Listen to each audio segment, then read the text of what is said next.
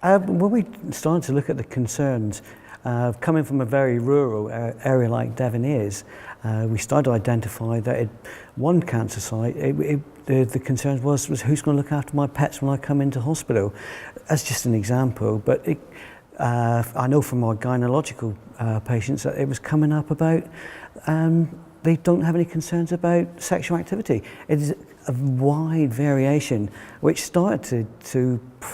prick the ears up of our specialist nurses, because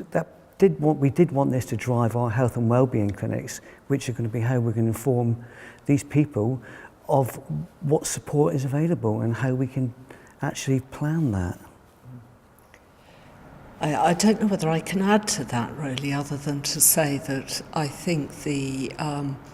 holistic needs assessment that informed this could look like a tick box exercise, but actually what came up was that it's so individual, and so you need to go in rather than with a closed mind about what you're going to hear. You need to go in with an open mind about really listening to the individual. And I think this was brought up this morning, both by the two key speakers this morning, about the importance of information being given early on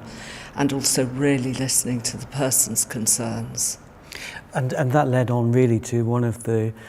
key speakers talking about the perception of the doctors on side effects and what actually the patients were coming in saying was the side effects. And that's a very important driver on making sure we get the right messages out for these people who are going to be living with their cancer